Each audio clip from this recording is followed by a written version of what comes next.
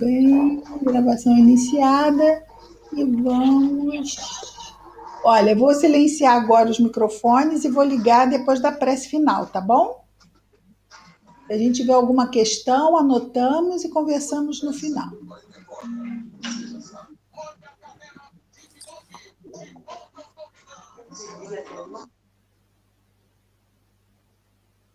Muito bem. Muito bem. Então, sejamos todos mais uma vez muito bem-vindos à nossa reunião pública online das nossas tardes, noites de domingo. E aqui juntos estudamos o Evangelho narrado por Mateus, sob a visão da doutrina espírita. E antes de começarmos, então, vamos fazer a nossa prece.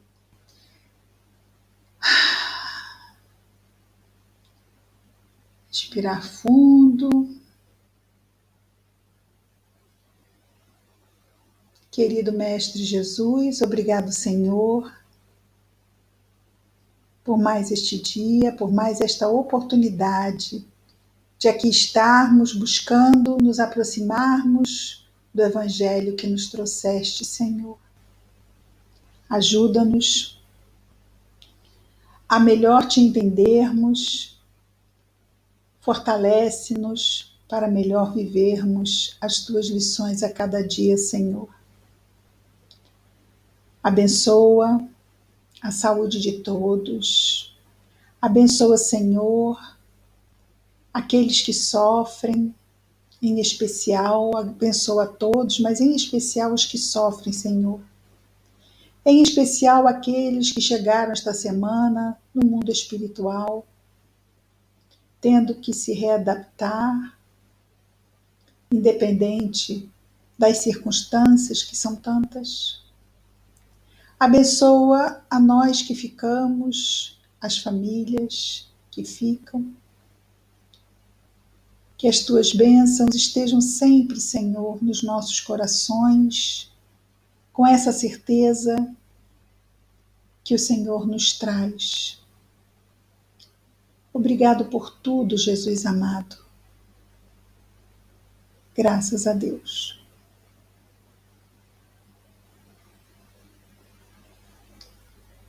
Bom, hoje, conforme prometemos aqui, Priscila, você viu?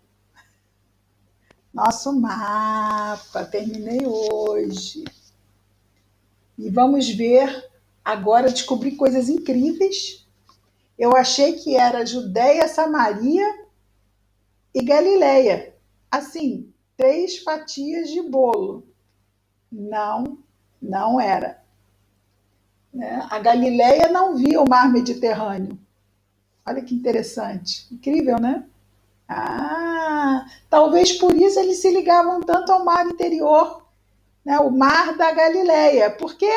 Porque era o único mar que a Galileia tinha. Olha só. Aí a gente fica assim, esse é o mar da Galileia. Por quê? Porque a Galileia não passeava aqui com o mar Mediterrâneo. Quem passeava com o mar Mediterrâneo aqui? Sírio-Fenícia. Então, quando se fala em Síria, é essa Síria, e nós vamos ver, inclusive, citação sobre ela hoje, não é? Porque tudo que acontecia aqui na Galileia repercutia em volta. E a primeira repercussão aqui, Sírio-Fenícia, Traconítide, aqui em cima, e aqui do outro lado do mar da Galileia nós temos a Decápole, também parte aqui no sudeste da Galileia. Ao sul nós temos a Samaria, né? Então assim está a Galileia. Agora eu estou muito mais entendida assim, fica assim, olha só que legal.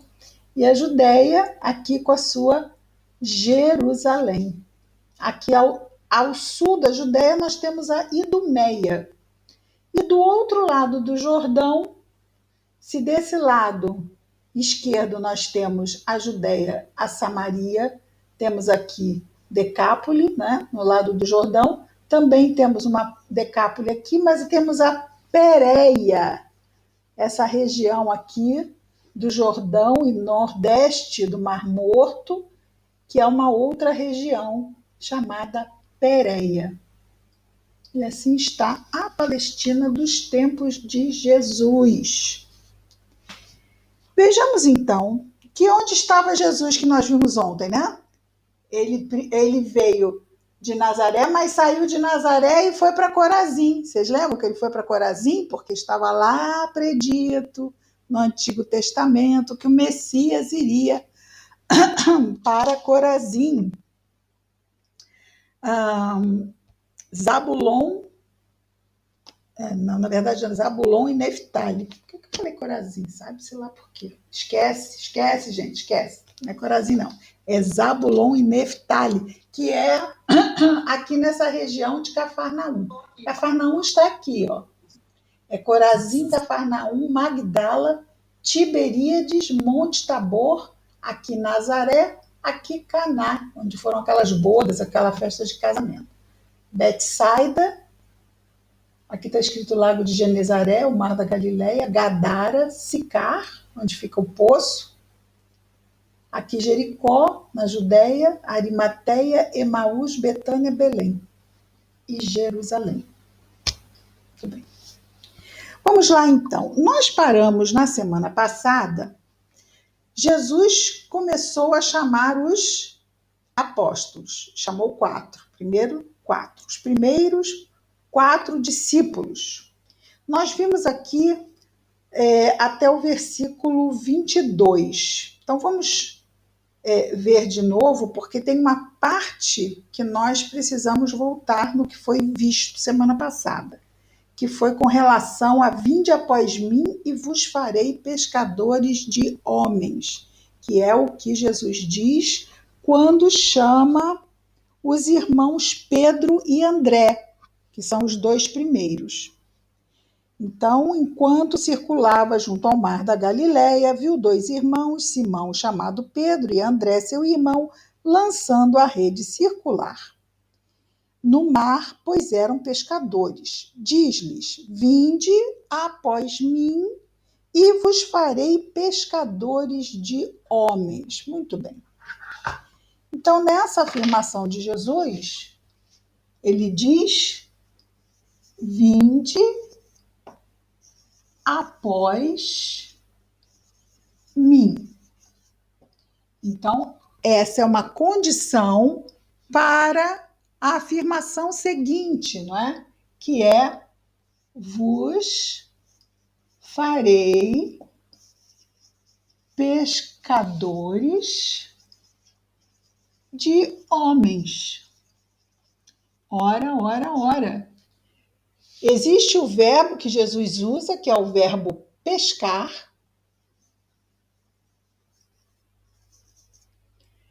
E pescar, só que ele vai trazer assim, olha, primeiro nós temos aqui pescar peixes, eles pescavam peixes. Mas eles iam deixar de pescar peixes e iam passar a pescar homens. Bom, quando se pescam peixes, tira-se o peixe da onde? Tira-se o peixe do mar de água, certo? E quando se pescam homens, tiram-se os homens de que mar?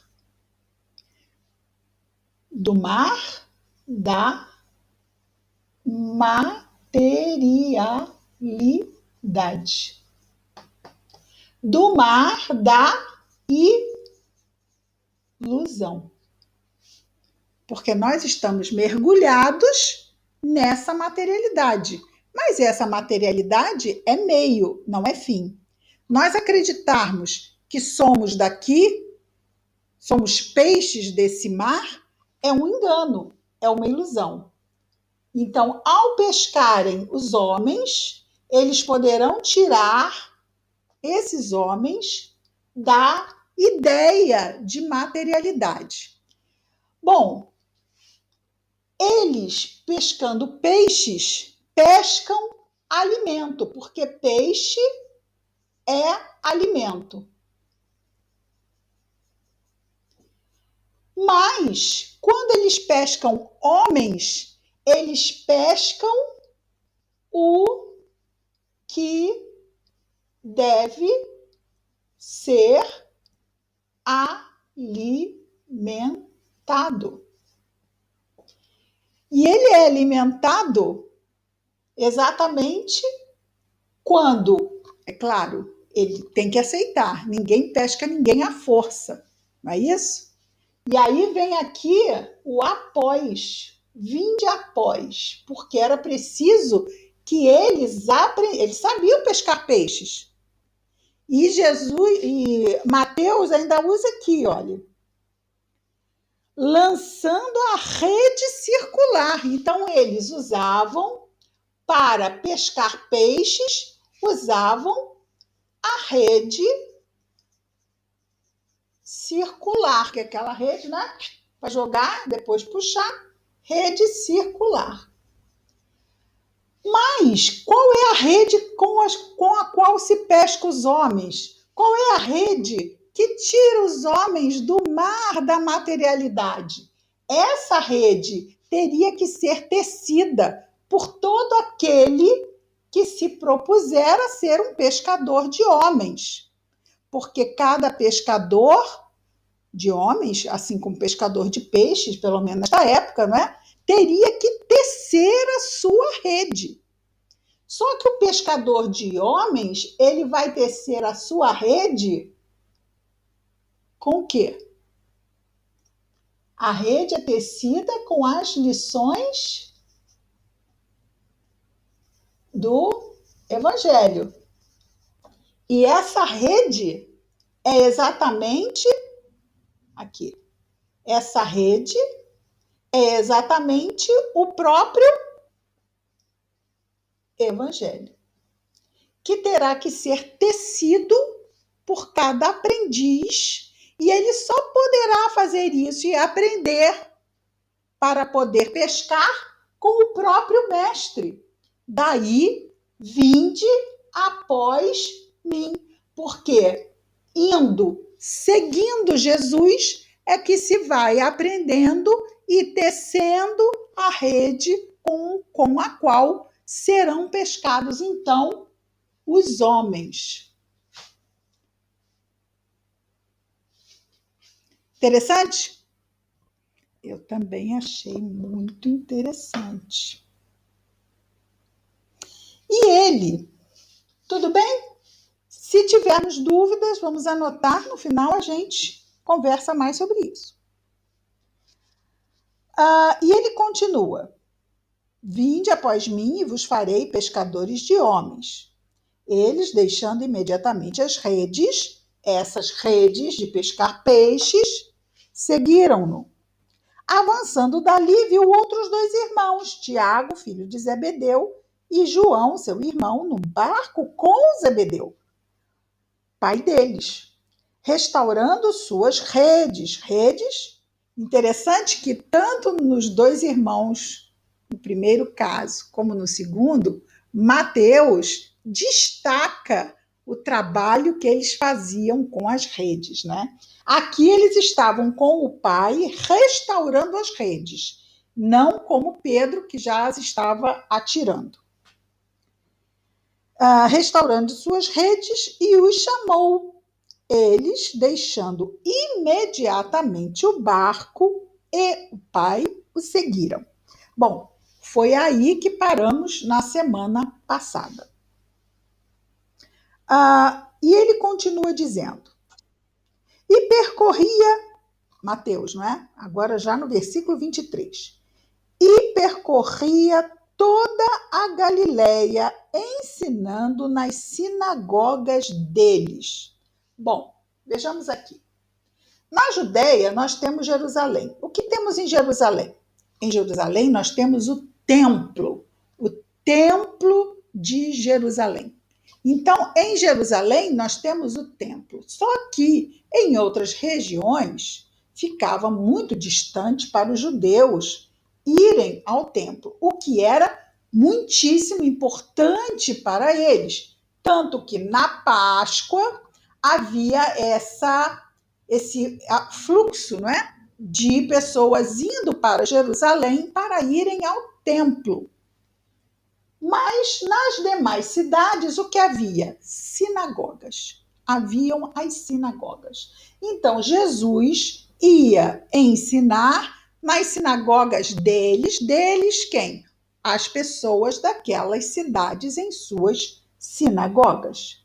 Então, ele percorria toda a Galileia, ensinando nas sinagogas deles, proclamando o evangelho do reino. Bom, já sabemos que reino é esse, não é? Do reino de Deus, não é? Aí vejamos, ele fazia duas coisas. Proclamava, que quer dizer também ensinava, mas juntamente com as lições orais que ele transmitia, ele fazia outra coisa muito importante, que atraía muita gente. Na verdade, atraía toda a gente. As palavras podiam atrair muita gente, mas as curas, porque ele curava, as curas atraíam toda a gente. Não tem hoje, que dirá naquela época, quem não tenha na família alguém doente do corpo ou da alma. Então, ia esse afluxo de sofredores, não apenas daqueles que queriam beber das lições do Evangelho, mas principalmente daqueles agastados nas lutas da vida, sofridos, doentes e muitas vezes com pessoas da família doente e doentes também da alma, questões muitas vezes ligadas à obsessão, também iam lá. Jesus curava quem? Todo mundo.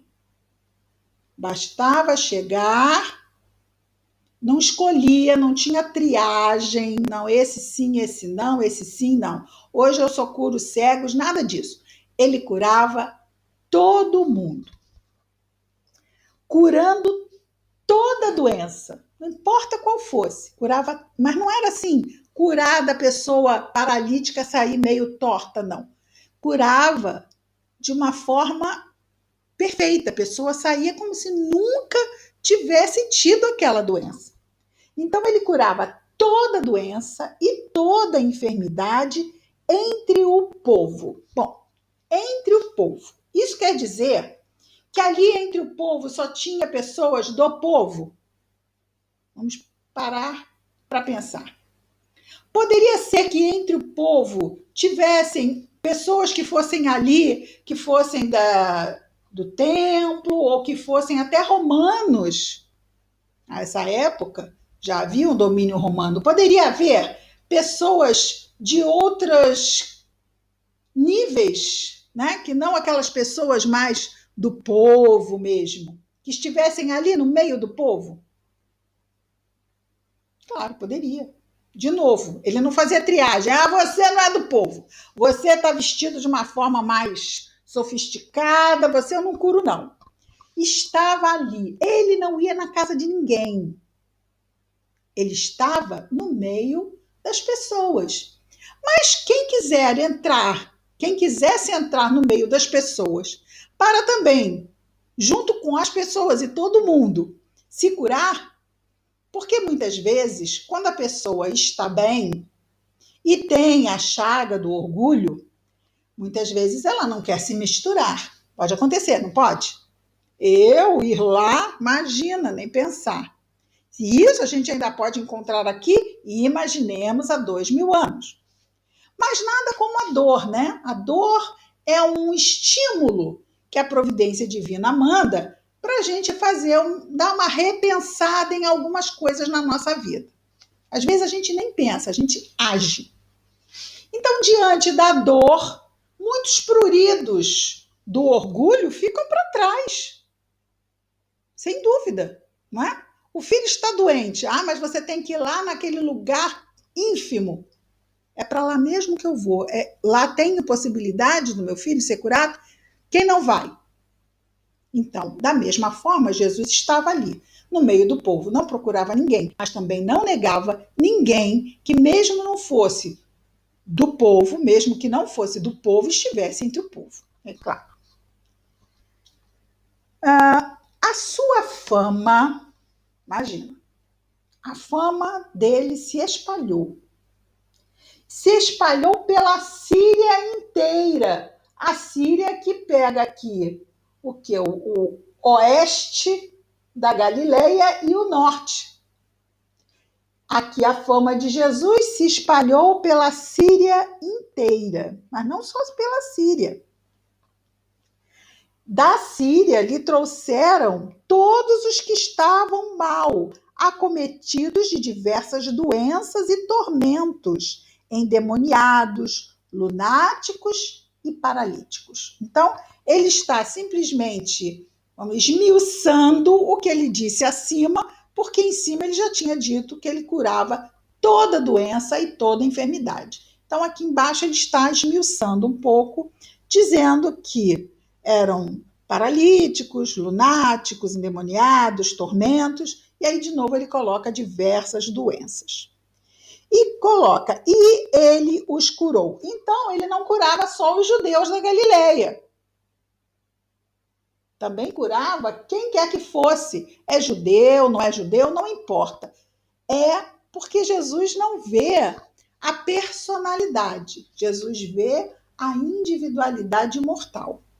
E dentro da lei de Deus existe a lei de igualdade. Somos todos iguais. As diferenças nós temos muito aqui, quando estamos encarnados. Né? Vemos porque os nossos sentidos físicos se impactam com a roupa, com o que quer que expresse. A pessoa é azul, é verde, né? É cor de rosa com lacinhos roxos. Então a pessoa fica assim, ai, mas não somos iguais. Não, isso é aparência. Sim, nós somos iguais. E Jesus em nenhum momento trata quem quer que seja, inclusive as mulheres, porque há 2000 anos nós estamos numa sociedade extremamente masculina e patriarcal, não é? E as mulheres eram vistas como quase coisas,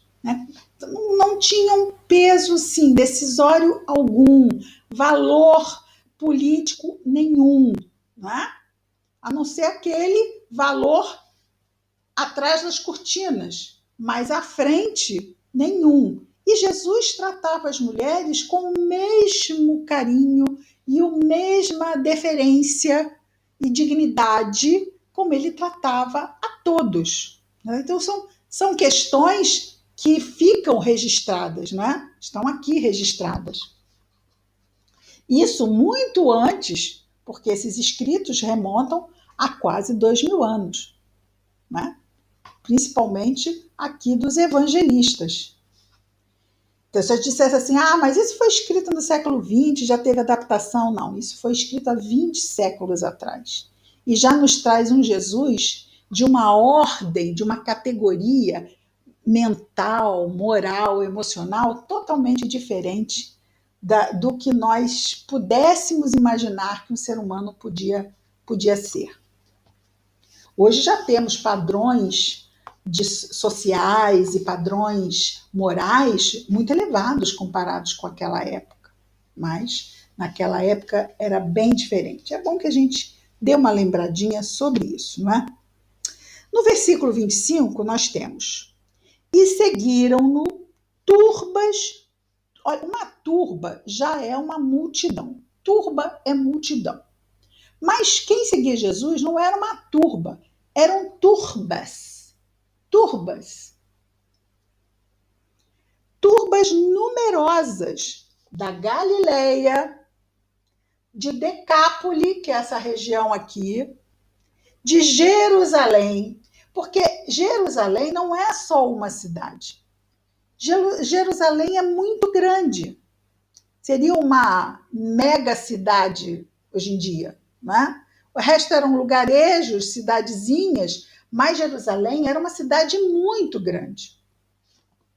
de Jerusalém, da Judéia. Então, nós vamos ver que ele fala Jerusalém e Judéia, quando Jerusalém está na Judéia. Mas há um destaque, é como a gente falar do Distrito Federal. O Distrito Federal é considerado um estado. Assim também, Jerusalém poderia ser considerada como o Distrito Federal, em grossas linhas, não é? Decápolis, Jerusalém, da Judéia e do outro lado do Jordão. Do outro lado do Jordão, além da Decápolis, nós temos aqui a Pérea, né? Mas ele não cita Pérea, ele só diz do outro lado do Jordão. Muito bem, então aqui nós temos a chamada dos 4 primeiros apóstolos e o impacto do início da sua missão. Vejamos que o que é que nós percebemos, sentimos uma certa falta, mas não tem problema, porque depois nós vamos ter isso em outra narrativa, das bodas de Caná. Quem não sente falta das bodas de Caná, que acontece antes de Jesus começar a chamar os seus apóstolos? As bodas de Caná é uma festa de casamento em que ele vai com os irmãos, com a mãe. Uma festa, né? Ele vai como uma pessoa qualquer, não era para ele fazer nada. Mas a mãe, ao terminar o vinho, aciona o filho, porque sabia o filho que tem. Né? Sabia o filho que é Jesus. E aí fala com os empregados da festa que fossem procurar Jesus para resolver o problema que o vinho tinha acabado.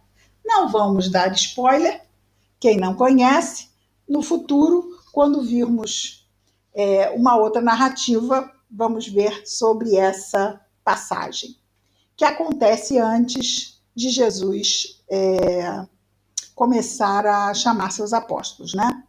A escolhê-los. Então, ele começa aqui na narração de Mateus, na região da Galileia, a pregar nas sinagogas. Por que nas sinagogas? Jesus pregava em vários lugares, inclusive, e ele vai, daqui a pouquinho, ele vai subir no monte para pregar para a multidão. Mas, olha que interessante que Mateus destaca que Jesus ia nas sinagogas pregar. Ora, ele é judeu. Ele podia atender todo mundo, mas Jesus veio entre os judeus. E isso é muito importante, porque os judeus, eles têm o Deus único. E exatamente o monoteísmo, na verdade, dos hebreus, não é? Ele fez com que Jesus, como Messias, viesse, porque isso já trouxe para o planeta um grande avanço, que até então havia apenas o quê? Muitos deuses, muitos deuses, muitos deuses, representando, muito ligados às forças da natureza, e o Deus único puxou, vamos dizer, para os hebreus essa possibilidade não só da primeira revelação, que veio com Moisés, que tirou o povo do cativeiro do Egito, de 400 anos de cativeiro no Egito, e durante a travessia do deserto do Sinai, ele então recebeu a primeira revelação das leis de Deus. Jesus vem trazer a segunda, no mesmo povo. E aí ele vai nas sinagogas, porque ele vai como judeu e era reconhecido como mestre porque conhecia em profundidade a Torá, conhecia em profundidade tudo que estava lá no Antigo Testamento. Vamos pensar que Jesus era filho de um carpinteiro. Os mestres eram, vamos dizer assim, exigia muito estudo. Como aquele filho de carpinteiro poderia saber tanto? Fato é que ele sabia, e já aos 12 anos, quando os pais o perdem de vista, vão encontrá-lo exatamente no Templo de Jerusalém, entre os doutores da lei, com 12 anos de idade, conversando sobre as leis, conversando sobre a Torá, sobre principalmente, é claro, né, porque eu não vim destruir as leis, eu vim dar-lhe cumprimento. O foco de Jesus está nas leis de Deus, e no caso dos 10 mandamentos. Bom, também essa passagem de Jesus aos 12 anos não é contada por Mateus. Nós vimos aqui. É contado por Mateus, mas a parte do precursor, porque isso tinha sido lá predito no Antigo Testamento. O que acontece depois? Entramos no capítulo 5. Agora vamos ver 3 grandes capítulos. Não grandes na extensão propriamente, estamos falando de grandes capítulos doutrinários do Evangelho, porque nesses 3 capítulos, o 5, o 6 e o 7, Jesus vai trazer um condensado de todo o Evangelho no Sermão do Monte ou no Sermão da Montanha.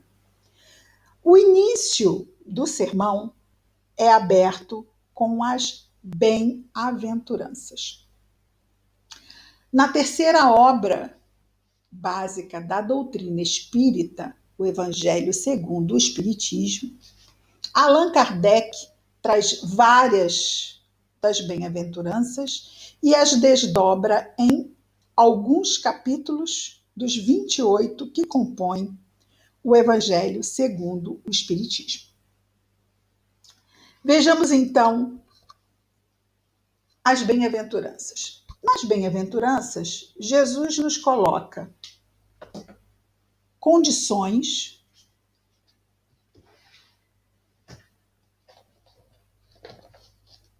esqueci de pegar o apagador.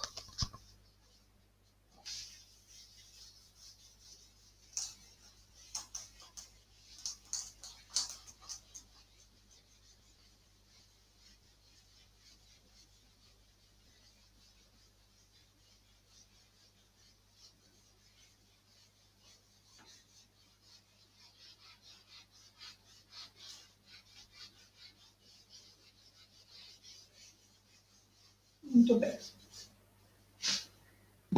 Nas bem-aventuranças, Jesus nos coloca vivências e contextos sobre essas vivências. As vivências, os contextos.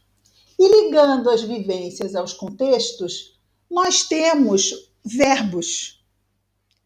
O verbo ser, o verbo estar. Algumas vezes no presente, algumas vezes no futuro.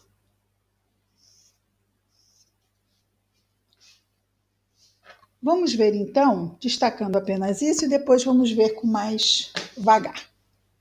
Vejamos.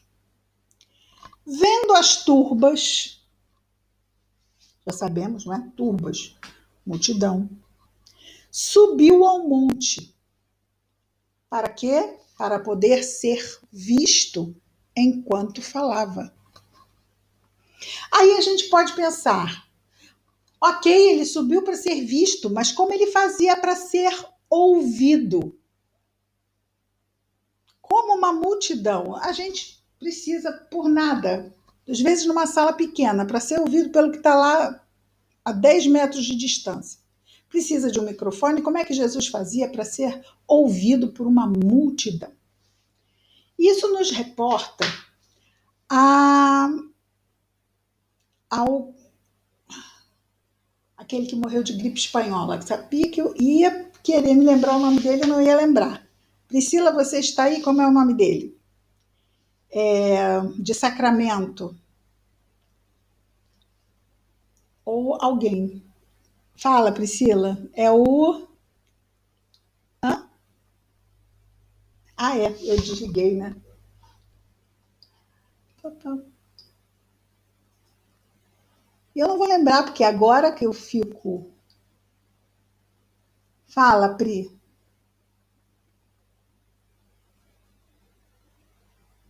Não sei por que eu abri aqui, mas não está dando. Peraí, já sei. Aqui. Estou tentando. Fala, Pri.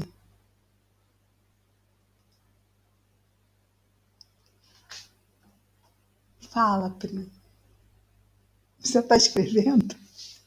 Pode falar, já abri. Já ativei.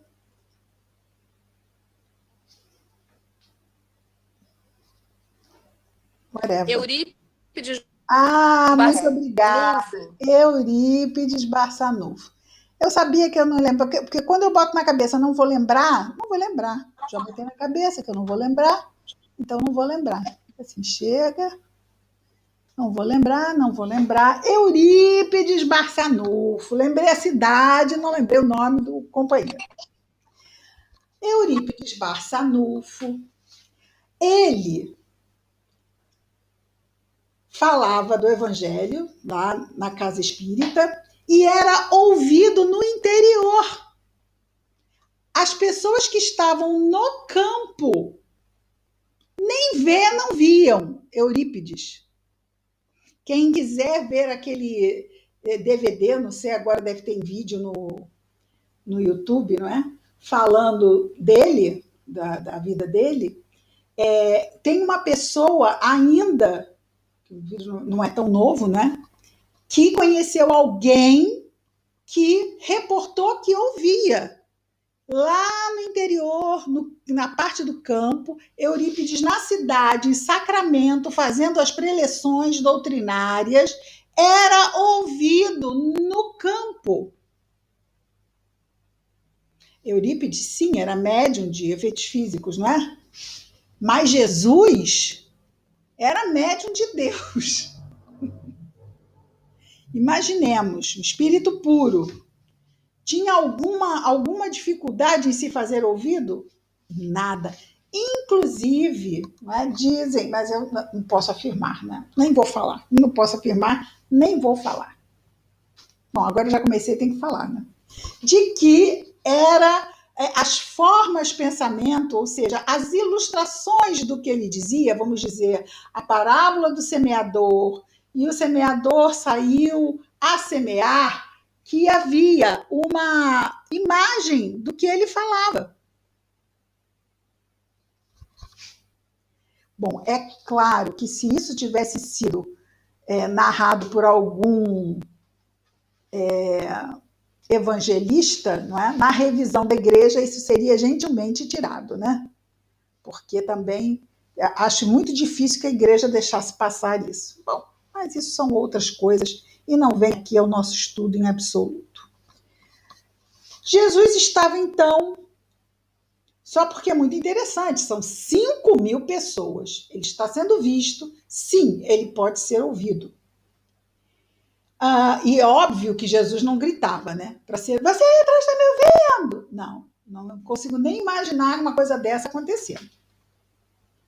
Após assentar-se, aproximaram-se dele os seus discípulos e, abrindo a sua boca, os ensinava, dizendo. Esse termo, abrindo a sua boca, é um termo associado a uma fala com gravidade, a uma fala com propriedade, abrindo a sua boca. Abre a boca para ensinar, abre a boca para dizer algo nobre e superior. Abrir a boca para falar que envolve uma ação de gravidade, uma ação de peso. Dizendo então, versículo 3, primeira bem-aventurança. Bem-aventurados os pobres em espírito, em algumas traduções, os pobres de espírito, porque deles é o reino dos céus. Então, não é deles será o reino dos céus. Não. Deles é o reino dos céus. Então, aos humildes, o reino dos céus já é deles.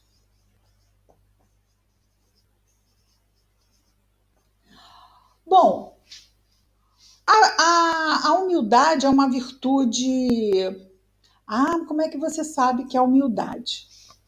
Lembra que nós dissemos logo no início que nós estudamos aqui na Mateus, de acordo com a doutrina espírita. E dissemos também que algumas das bem-aventuranças são vistas no terceiro livro da codificação espírita, da codificação feita por Allan Kardec da doutrina espírita.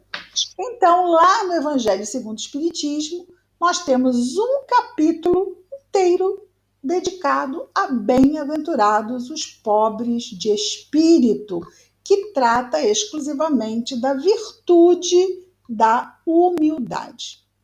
É uma virtude, digamos,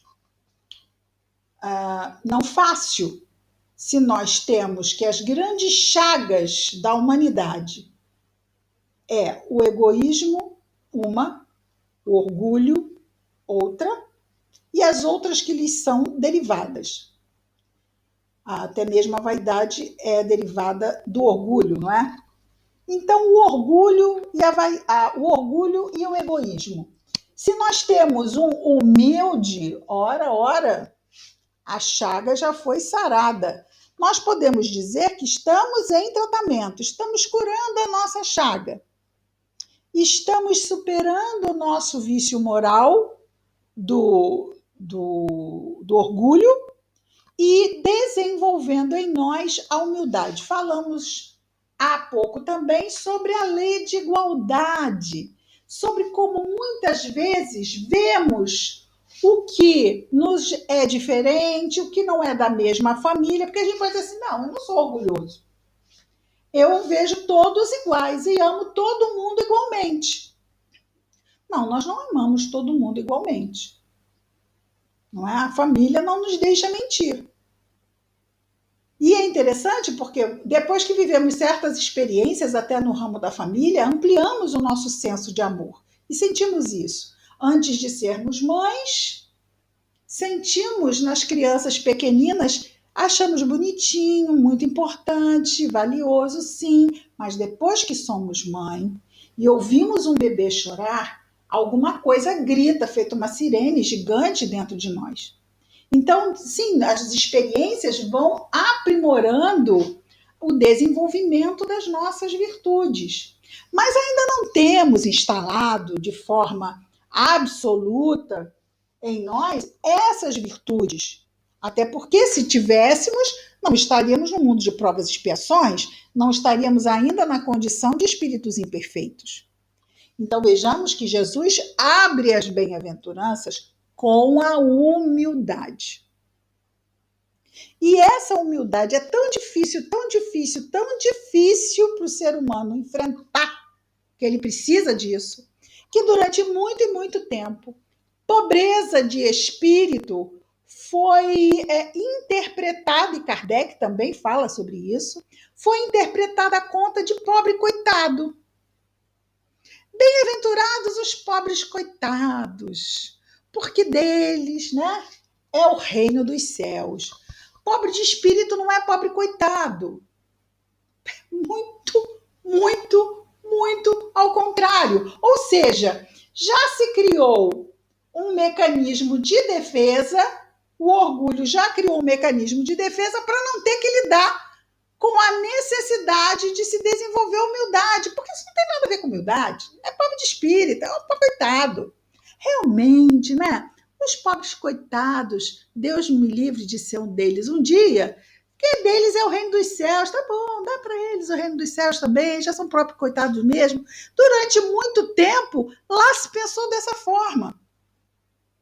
Mas, sim, nós sabemos que os pobres de espírito, ou pobres em espírito, são os humildes. E aí, então, e não é à toa que Jesus abre, olha, primeiro de tudo, antes de qualquer coisa, vamos falar da humildade. Porque se é para amar a Deus sobre todas as coisas e ao próximo como a si mesmo, se existe a lei de igualdade e eu não devo ver diferença entre os irmãos, e isso é um sinal de humildade, não menor nem secundário, ao contrário, prioritário é nós sermos humildes diante de Deus. E isso não é à toa que Jesus traz isso assim. Obedece a Deus. Existem as suas leis. E já haviam os 10 mandamentos. Já haviam os 10 mandamentos. Qual é a dificuldade que a gente tem de obedecer? Já que obedecer é o consentimento da razão. Manda quem pode, obedece quem tem juízo. Mas por que nos é tão difícil obedecer? As leis dos homens vêm com várias sanções, muitas vezes duras, para quem não obedece à lei. E as sanções de não se obedecer à lei de Deus não são vistas aqui, são? Geralmente não são vistas aqui. Muitas pessoas fazem muita coisa errada e o que Deus faz contra elas? Muitas vezes, e quantas vezes na história da humanidade, morreram entre lençóis de linho e púrpura e veludo e tudo isso. E fizeram maldades e maldades e maldades neste mundo. Então, onde estão as sanções para a lei de Deus? E é por isso que muitos de nós, ainda na imaturidade, achando que porque não acontece aqui, não vai mais acontecer. Porque eu fiz o crime perfeito, ninguém me pegou, nem nunca vai me pegar. Ah, que tolice. Quando não há nada de oculto para Deus. Então, o que Jesus está trazendo assim, para começar a conversa, é a primeira bem-aventurança desse que é uma preleção, um discurso que ele faz, de 3 capítulos. Ele começa com: bem-aventurados os pobres em espíritos, porque deles é o reino dos céus.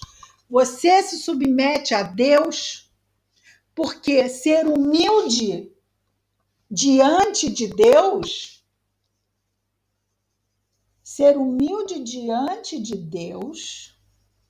é se submeter.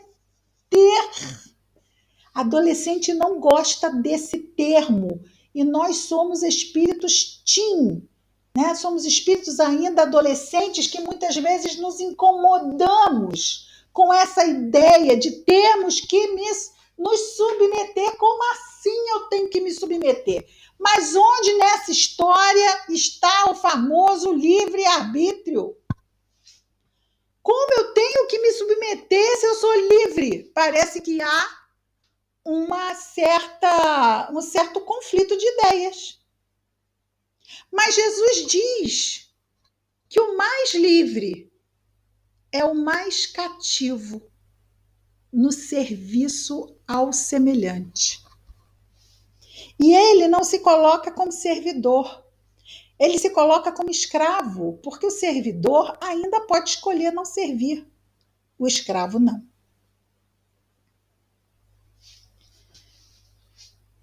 Quando nós nos submetemos a Deus, ora, e Deus é perfeito, Deus é Pai, Deus é amor, Deus quer para nós o melhor.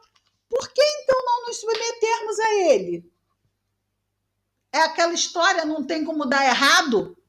Se Deus é por nós, quem será contra nós? Então nós só temos motivos para nos submetermos a Deus, não é?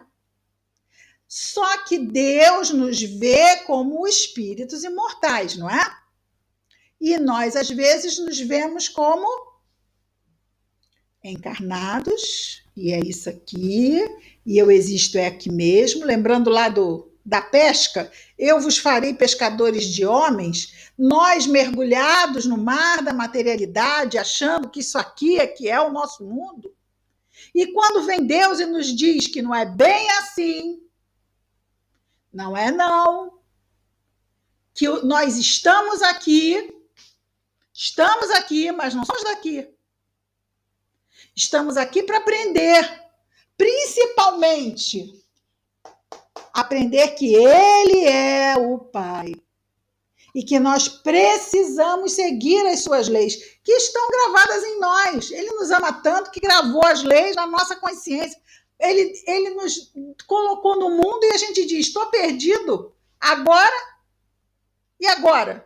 Mas ele colocou o mapa dentro de nós e nos traz experiências para que este mapa venha à nossa consciência. Só que essas experiências às vezes nos confundem, porque nos fazem sofrer. E aí eu não me submeto. Muitas vezes eu me revolto. Muitas vezes, né, submeter é bem diferente de revoltar. Eu me revolto porque eu não me submeto. E eu não me submeto por quê? Porque eu sou eu. Você sabe com quem você está falando? Eu que sei a minha vida, Deus não pode saber mais do que eu. Já essa frase é de um total contrassenso.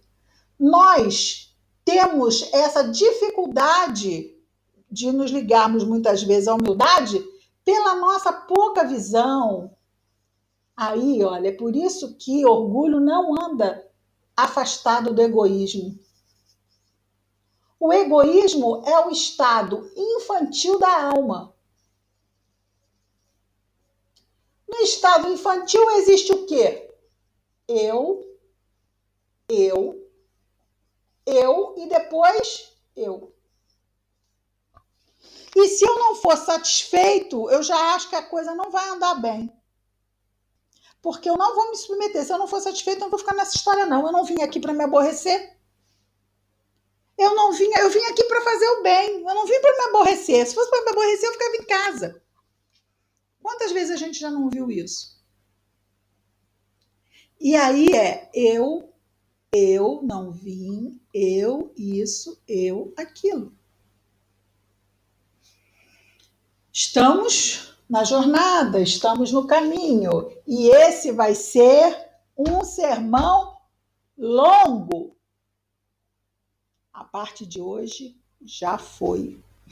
Esse vai ser um sermão longo.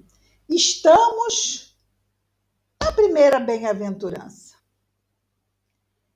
Pobres, bem-aventurados os pobres de espíritos, humildes, porque deles é o reino dos céus. Não será, porque quem alcançou esse estado mental, emocional, íntimo, já está vivendo a plenitude, mesmo encarnado. E é claro que se estiver encarnado neste mundo aqui, é um missionário, né? Já é um missionário. Não é um espírito imperfeito que está aqui em provas e expiações. Tá certo? Mas ele disse porque todos nós vamos chegar, sim, nesse estado aqui. Ele está dizendo, ele está falando para todo mundo, não para aqueles encarnados lá de 2000 anos, mas para aqueles lá e nós aqui, do mundo inteiro, espíritos imortais que somos, e não os encarnados que estamos. Vamos fazer a nossa prece.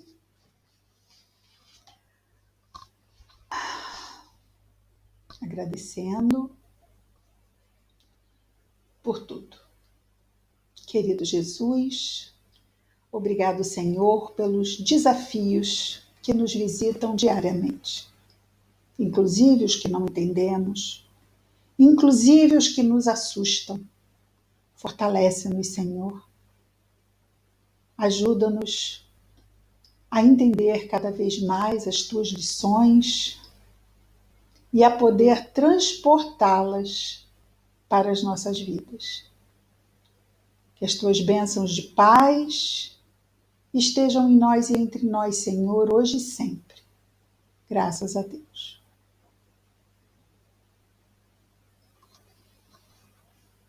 Vamos parar